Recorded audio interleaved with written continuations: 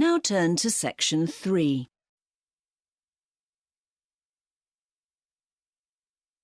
Section 3. You will hear two food science students called Rosie and Colin discussing their project on the production and use of palm oil. First, you have some time to look at questions 21 to 26.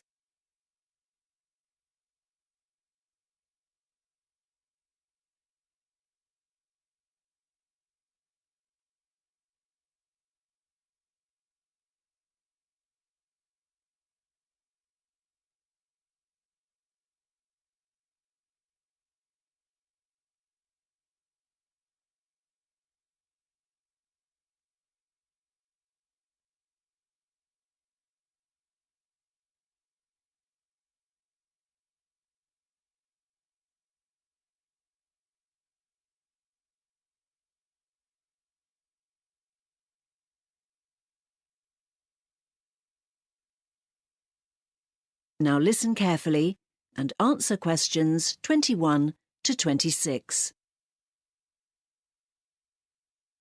OK, Colin. So let's check how far we've got with our food sciences project on palm oil and how it's becoming a major ingredient in a whole range of consumer goods. I'm glad we chose that topic. I found lots of articles about it. We'd never have thought of it if we hadn't seen it being used when we went to that biscuit factory. Yes, we did have that lecture earlier on about corn syrup and how it's now used as an ingredient in all sorts of food products, but he never mentioned palm oil. And yet it's used so widely. Yes. There was a pie chart I found that shows that about 70% of it's used in food products like pizzas. And even ice cream. That's right. But it's also used in washing powder and detergents, which I hadn't realized. Me neither. But I knew it was in things like face cream and toothpaste. Did you? I didn't. But I think we should focus on why the use of palm oil has suddenly rocketed, because in the past it was much less popular than oils from other plants, like olive oil and sunflower oil. But I'm not sure why that was. I think it's because of the palm oil fruits.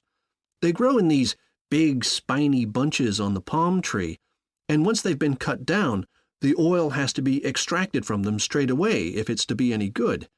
And in the past, there wasn't the infrastructure for farmers to get the fruit to the processing plant in time. But now, all that's changed. Did you read that article by John Harper about the spread of oil palm plantations? No. He was saying that now whole areas have been opened up with big roads so trucks can transport the fruits from the farmers to the processing plants and then take the oil away. And these processing plants belong to big multinationals who buy the fruits from the farmers. So this is good for the farmers, but it means that they're using more and more land to grow oil palms on. And to get this land, some of them are destroying primary forest, which is against the law as it's an important habitat for wildlife. So why doesn't the government stop them? I think these areas are so remote it's hard to control them. Right. But there are still lots of farmers on low incomes cultivating oil palm on small-scale plantations who have to sell their products to the big companies, and they probably don't know much about marketing techniques. Exactly. Of course, one problem is that even for quite small-scale cultivation, they're using massive amounts of chemicals to boost productivity and kill pests. And they don't really understand what the long-term effects are. But a worse threat is that the owners of the big processing plants don't always bother to keep track of the source of the palm oil they produce. What's sent on to suppliers around the world is a mixture of oils from different places, and that can cause all sorts of risks. Yeah. Anyway, it looks as if we've got plenty to say about the problems. I haven't come across much on what ordinary people think about palm oil, or whether they worry about the problems associated with it. I don't think they do. But it'd be interesting to consider alternatives. I don't know much about coconut oil, for example. Me neither. Let's look into that. And we could look at how palm oil could be processed more effectively. Might be hard to find much on that. Okay. Before you hear the rest of the discussion, you have some time to look at questions 27 to 30.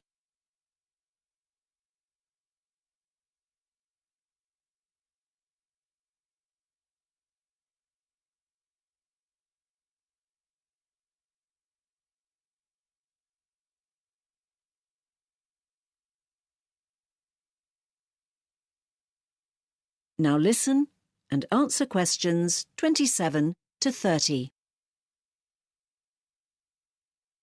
I was thinking we could maybe include a historical overview to show how the cultivation of palm oil developed. It was quite unimportant in the early 1900s, wasn't it? Yeah. It originally grew in Africa, and it was taken to Southeast Asia by colonists from Europe, but it was only grown on a small scale. It was just consumed by people living close by. I read that at the time, people were still mostly consuming animal fats, which were widely available then, as well as other plant oils. But by the 1920s, they developed technology that could process the oil more effectively so that the stuff that gave it its taste was removed. Why would they want to do that? Apparently, it's pretty nasty. So instead, they had this very bland oil that could be used for almost anything. Then, in the 1950s, botanists made several breakthroughs in the breeding of oil palm trees, so that made the plantations more productive and lowered the cost of producing palm oil. Wasn't that around the time they introduced hydrogenated fats, too? I'm not sure. Do we need to mention them? I think so. It's all to do with how the food industry developed then, with much more packaged foods and ready-made foods. And this meant that better methods had to be found for preserving these foods, and hydrogenated fats were effective in doing this. So, hydrogenated fats are the same as trans fats? Yes. But in the 1980s and 1990s, people started to find out that they were a threat to health, and a lot of places banned their use.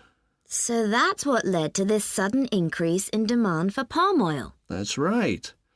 Now, shall we start with the... That is the end of section 3. You now have half a minute to check your answers.